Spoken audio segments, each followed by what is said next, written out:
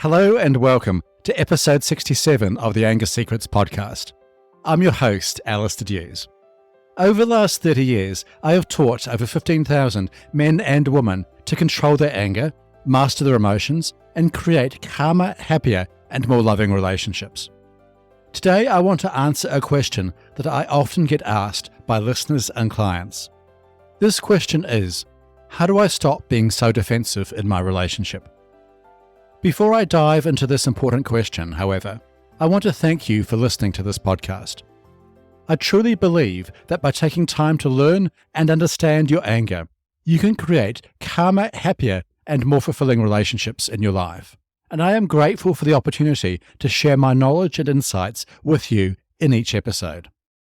In addition, if you want to go deeper with any topic I discuss in this podcast, I offer one-to-one coaching sessions and a powerful online course called the Complete Anger Management System. You can find more information about these resources on my website, angersecrets.com. I look forward to helping you control your anger once and for all. Now, let's get back to our topic for today, how to stop being so defensive in your relationship.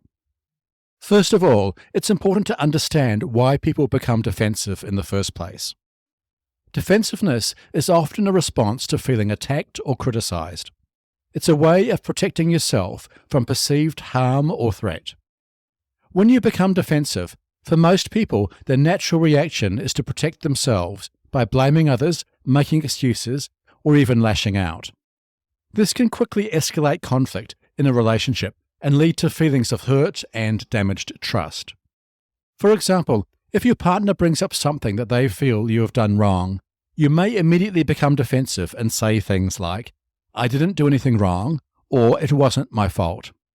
This can lead to an argument and your partner feeling unheard or invalidated. So how do you break this cycle of defensiveness in your relationships? The first step is awareness. As with many things, you cannot change how you are responding unless you are aware of how you are responding. If you feel like you are becoming defensive, pay attention to your thoughts and feelings in that moment. Are you feeling attacked?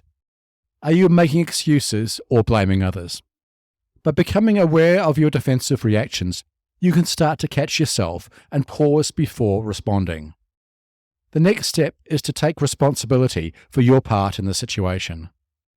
For example, instead of immediately defending yourself, try to think if there is any truth in what the other person is saying. For example, if your partner says to you that you are not helping enough around the house, instead of immediately becoming defensive, try to see if there's any truth to what they are saying. For example, instead of dismissing their words entirely, respond to the parts of what your partner says that you agree with. For example, you could say, "Yes, I guess sometimes I'm not so good at helping around the house. What tasks do you think I could help with more?" By agreeing with your partner, at least in part, you show your partner that you are willing to listen and take responsibility for your actions. This can help diffuse the situation and prevent it from escalating into a full-blown argument. Another important aspect of stopping defensiveness in relationships is to empathize with your partner. For example, practice putting yourself in your partner's shoes and try to understand where they are coming from.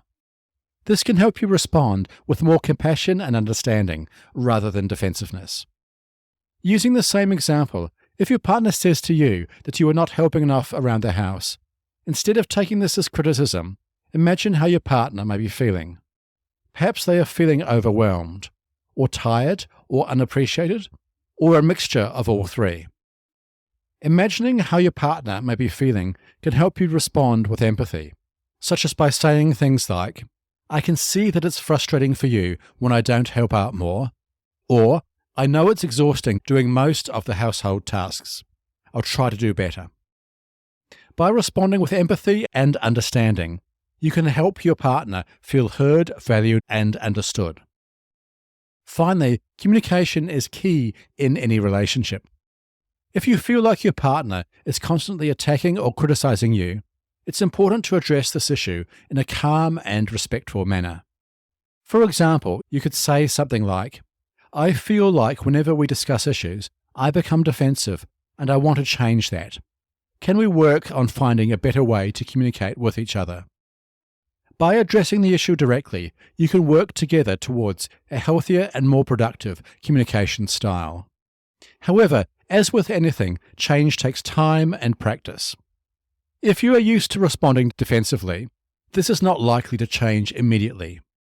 However, by being aware of your defensive reactions, taking responsibility for your actions, empathizing with your partner, and communicating effectively, you can break the cycle of defensiveness in your relationship and create a calmer, happier, and more loving dynamic.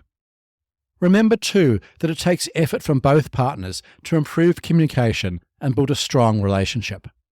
So don't be afraid to communicate openly and honestly with your partner, and always strive to listen to them and understand their perspective.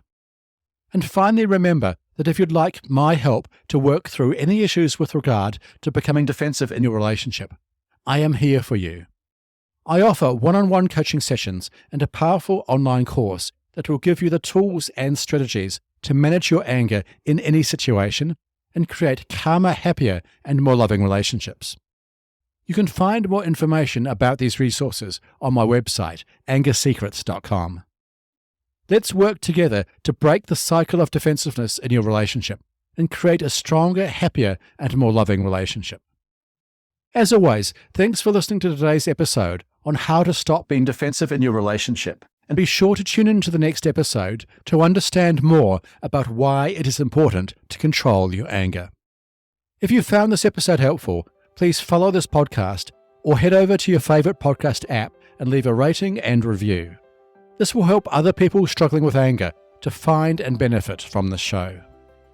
Also, for help with your anger right now, visit my website, angersecrets.com.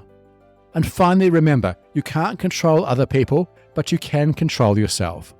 I'll see you in the next episode. Take care. The Anger Secrets podcast is for general informational purposes only, and does not constitute the practice of counseling, psychotherapy, or any other professional health service. No therapeutic relationship is implied or created by this podcast. If you have mental health concerns of any type, please seek out the help of a local mental health professional.